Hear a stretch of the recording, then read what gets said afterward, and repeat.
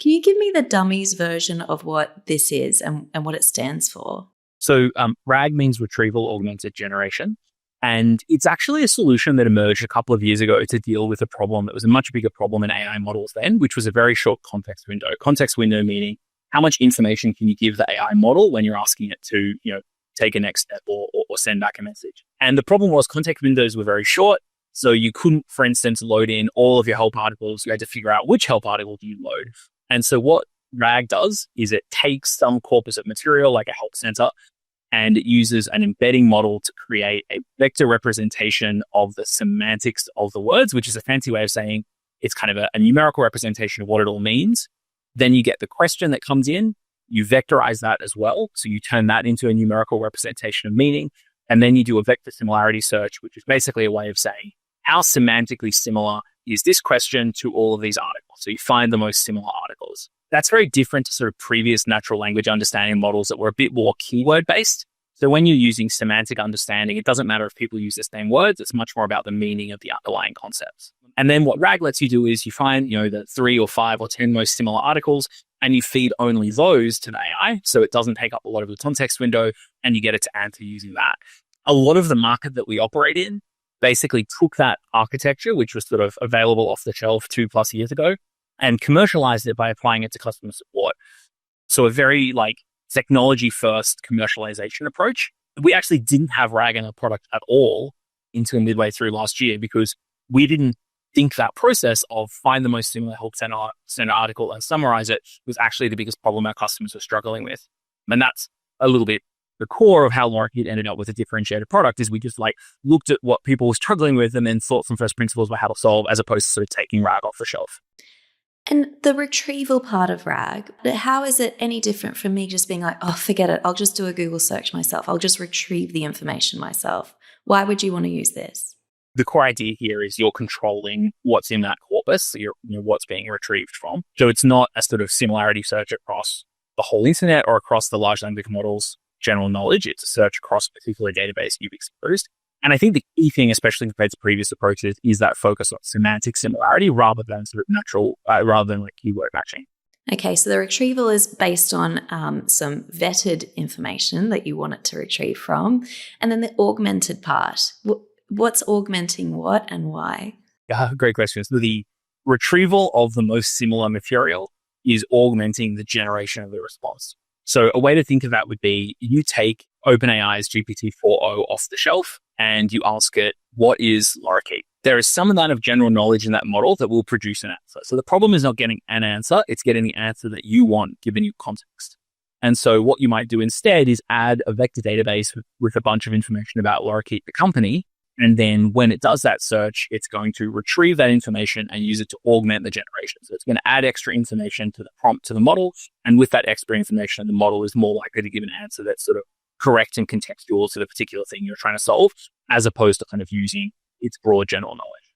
Love it. And if a customer were to type in a question into Lorikeet, can you give an example of how RAG would work in terms of customer support tickets?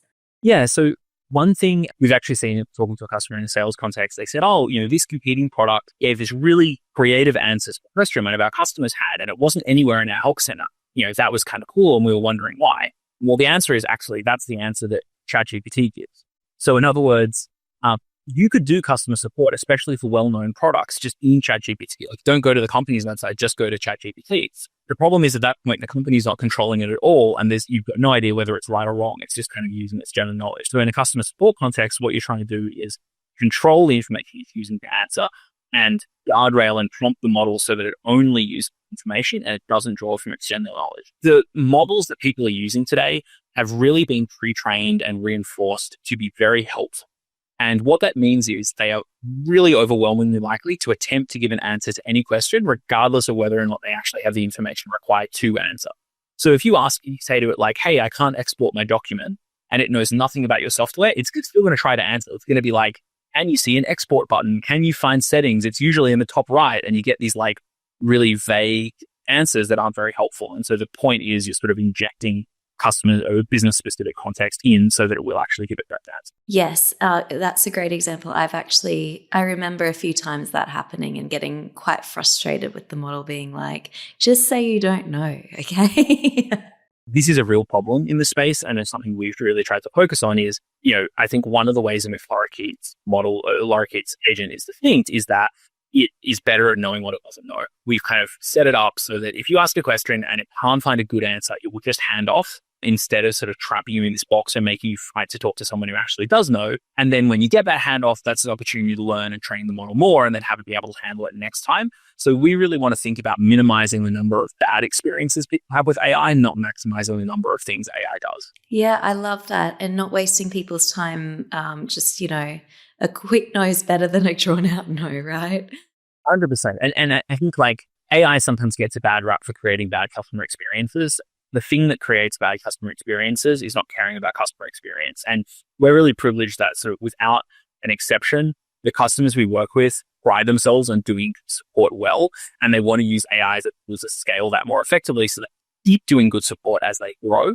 And if you come to it with that mindset, you're going to get great experiences with AI. And in the same way you can deliver terrible customer support with humans or good support with humans, it's the same with AI. You can deliver terrible AI customer support, but the reason is not AI. The reason is sort of the intent and the goal of the business. One last question on this.